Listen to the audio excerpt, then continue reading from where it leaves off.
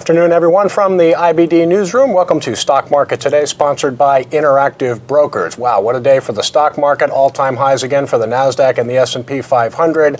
A big move for the Russell 2000. On today's show, we're going to take a look at three stocks that made nice moves. Alibaba, which cleared a new buy point. We're going to take a look at software firm Splunk, as well as Biotech Incyte. But first, let's take a look at the major stock indexes. Ken Shreve, joined by Ed Carson. And Ed, we mentioned all-time highs for the Nasdaq and the S&P 500, and what a bullish move for small caps today, too. Yeah, really nice action. I mean, the Nasdaq was down a little bit last week, all the major indexes, but it took about 15 minutes for that to be passed up on the Nasdaq. Everything looks really good on the Nasdaq. The only downside, I guess, would be that everything looks great on the Nasdaq and everything else. The fear gauge, the CBOE volatility index, actually hit the lowest levels since late July. That could indicate a near-term pullback, but hey, it hasn't happened yet. But well, with the CBOE volatility index near lows, that's sort of an indication of possible complacency. And why is that a possible problem for the market? Well, it's sort of like if everybody's bullish, and if everybody's in the market, I mean, who's left to buy? And it's just sort of a situation where it could happen there. But it's been moving along nicely since early October, hitting new highs pretty much almost every day. Really no big drops in over a month. And if we looked at the Russell 2000 ETF, IWM, the small caps have been struggling a little bit. And I know, but that's something you've been paying attention to quite a bit. Well, the Russell 2000 has been getting, the small cap index has been getting resistance for the past few weeks around the 1600 level. This is a look at the IWM, an exchange traded fund that tracks the Russell 2000. You can see that bullish move above the 160 level today. Yeah, I mean, there was a whole bunch of areas around 160 or so where it hit several times and then came back. It's, I think, like a 13-month high or so today. So that's a good sign to see, just show the breadth of the market, because you don't want just a handful of stocks leading the market. And it isn't that, but it's always nice to see that broaden out. Well, like we said, an all-time high for the Nasdaq and S&P 500 today. Broad-based strength in semiconductor stocks and biotechs as well, leading the Nasdaq. But let's start by taking a look at Alibaba stock, which has it kind of cleared a prior buy point of 184.23. Volume was very heavy, never really made much progress from that buy point, but we did get a new entry today. So Ed, why don't you just talk about Alibaba here? Well, yeah, you can see there, you can sort of see the right side of the base. It's sort of another handle there. It's moving above. There was above average. I don't know if it was tremendous volume. So that's something to be watching for. You like to see at least 40 to 50% increase, though, with mega caps. Sometimes you don't see that. The relative strength line, just okay. That's the blue line down below. And so that is an issue. But Alibaba is acting relatively well here. It didn't really fail with that old buy point. And it's, there's definitely an actionable point right here. I believe I saw something that Alibaba is scheduled to start trading tomorrow in Hong Kong. I'll have to double check that, but I think that's going to be happening tomorrow.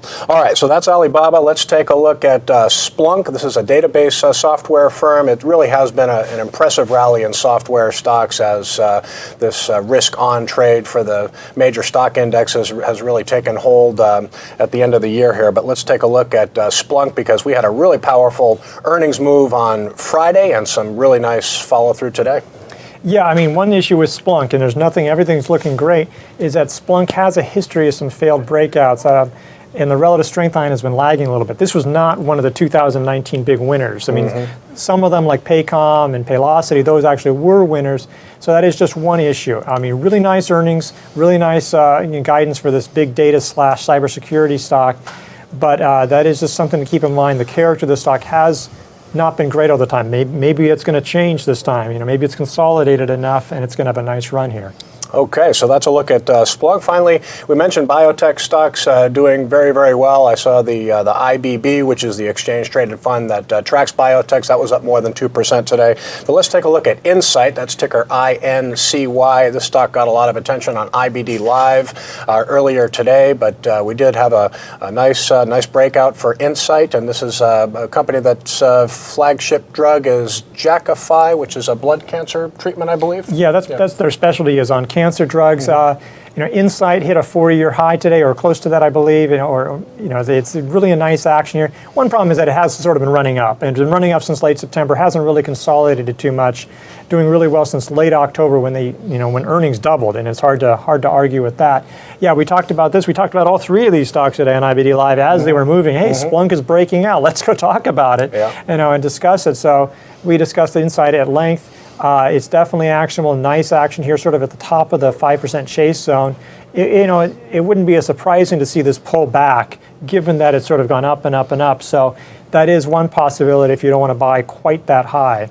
But it's been definitely, biotechs are definitely coming on, a lot of medicals, which is really nice. Well, biotechs can be volatile, but we always say that in the biotech sector, if you can find biotechs that have meaningful sales growth and meaningful earnings growth, that's always a good pond to be fishing in, and certainly Incyte passes muster on those fronts. It's got very strong annual after-tax or pre-tax profit margin, very strong return on equity, so this is a pretty solid name in the biotech space.